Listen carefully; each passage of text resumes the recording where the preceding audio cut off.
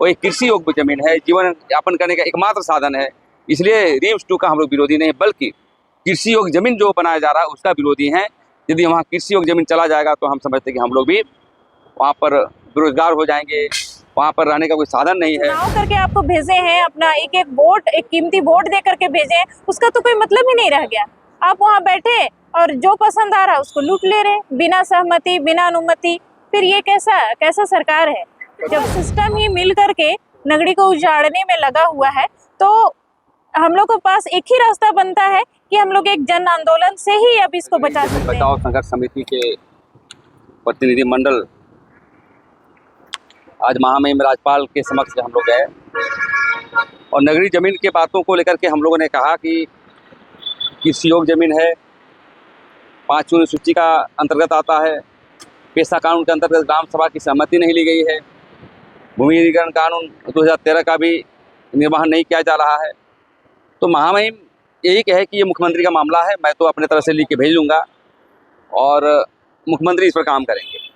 तो हमें लगता है कि आज राज्यपाल से मिले हम लोग, सभी से मिलेंगे और उन्होंने ये भी कहा कि आपके जो स्थानीय विधायक से मिले, आदिवासी विधायक से मिले, यहाँ के संसद से मिले, सदन चल रहा है, बातों को उठाएं।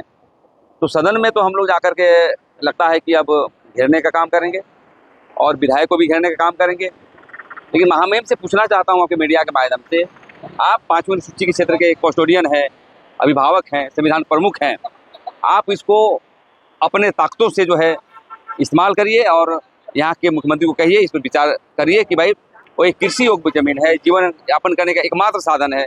इसलिए रिम्स 2 का हम लोग विरोधी नहीं, बल्कि कृषि योग्य जमीन जो बनाया जा रहा है उसका विरोधी है। यदि वहाँ कृषि योग्य जमीन चला जाएगा तो हम समझते हैं कि हम लोग भी वहाँ पर बेरोजगार हो जाएंगे, वहाँ पर रहने का कोई साधन नहीं है।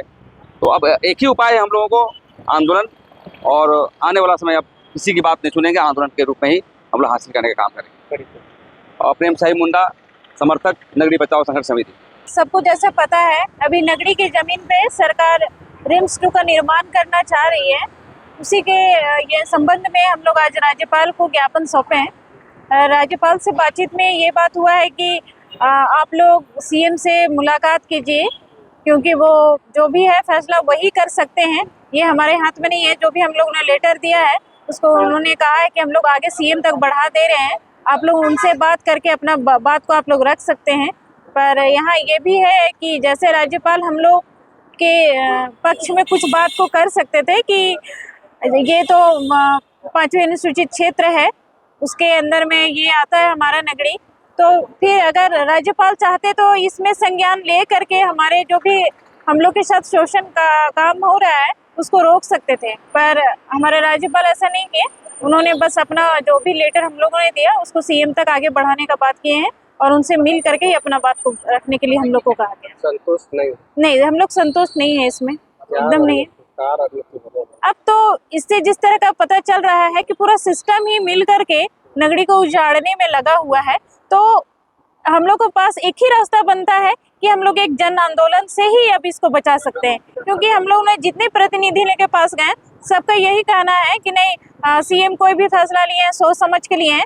अगर आप उसने सोच समझ के लिया है तो एक बार तो सहमति हम लोग से लेना चाहिए था, ग्रामीणों से बैठ करके एक बार बात करना चाहिए था, ग्राम सभा में अपना बात को रखना चाहिए था, उसके बाद ही इस तरह का फैसला होना था। अगर आपको जमीन पसंद आ गई और आप बिना वहाँ का रैयत से पूछे आप उस जमीन पर कब्जा कर ले रहे हैं, तो फिर सरकार बनने का क्या मतलब रह गया? मतलब हम लोग जो चुनाव करके आपको भेजे हैं, अपना एक एक वोट, एक कीमती वोट दे करके भेजे हैं, उसका तो कोई मतलब ही नहीं रह गया। आप वहाँ बैठे और जो पसंद आ रहा है उसको लूट ले रहे, बिना सहमति, बिना अनुमति। फिर ये कैसा सरकार है? जब आप लोग रांची डीसी से भी भेंट किए थे जी, क्या बातें हुई? देखिए, रांची डीसी से भी भेंट किए थे जी, क्या बातें हुई? देखिए, डीसी सर का भी कहना है कि जो भी हम लोगों ने कहा कि जो पेपर है, अधिग्रहण की बात हो रही है, तो पेपर हम लोग के समक्ष उपलब्ध कराया जाए, क्योंकि ये अधिग्रहण 57-58 में ही बोला जा रहा है। तो डीसी सर का कहना है कि ट्रेजरी में जो भी पेपर है हम लोग वो निकाल करके सीओ को आदेश दिए कि वो पेपर हम लोग समक्ष रखे। पहुंचे हुए हैं, क्या कुछ बातें हुई? आज हम लोग नगरी बचाओ संघर्ष समिति के तत्वाधान में प्रतिनिधि मंडल हम लोग महामहिम राज्यपाल से मिले और हम लोग का यही फरियाद रहा कि नगरी का जमीन को बचाया जाए उनकी तरफ से पॉजिटिव जवाब नहीं मिला। उनका कहना कि सरकार से मिलिए, मुख्यमंत्री से मिलिए। वे हमारे कस्टोडियन होते हैं आदिवासी क्षेत्र के, हमारे महामहिम राज्यपाल, उनका विशेष अधिकार के तहत इसको बचाया जा सकता है। और उनका कहना है कि आप इस ज़मीन में आप बनने नहीं देंगे। हम लोग का नगड़ी 2, 3, 4, 5 बनाए, स्वागत है, लेकिन कृषि योग्य ज़मीन छोड़ के बंजर ज़मीन झारखंड में अनोखे है। अब आप बनाइए, 3 to 5 बनाइए, हमारा स्वागत है पूरा नगरी का और इस बचाव समिति का। लेकिन उस कृषि योग्य ज़मीन में बनाना और ये बलपूर्वक सरकार अपना शक्ति दिखाना, ये कहाँ तक न्यायपूर्ण है? इसको किस तरह से हम लोग अबुआ सरकार बोले, अगर हम ही उजाड़ रहे हैं और मेरा सरकार बोलना, ये तो हमको समझ से परे है। और सरकार मसलों पर टीएससी मेंबर क्यों नहीं बोलते हैं, क्या कुछ कहते हैं? अब टीएससी मेंबर्स, इसके आप लोग को सवाल करना चाहिए। टीएससी मेंबर को तो हम लोग भी सवाल करते हैं, क्यों गूंगे बहिरे हुए हैं? ये आप टीएससी मेंबर विशेष आदिवासी विधि विधान के लिए है। अब सरकार की नज़र में नहीं है, उसको टीएससी मेंबर को देखना है, उसको विशेष उस पर चर्चा करनी चाहिए। लेकिन टीएससी मेंबर भी अब कान में तेल डाल के सो जाएंगे तो इसके जनता, उसका भी समय आएगा, उसका भी जवाब देगी। सुशील उरांव, केंद्रीय अध्यक्ष आदिवासी छात्र संघ।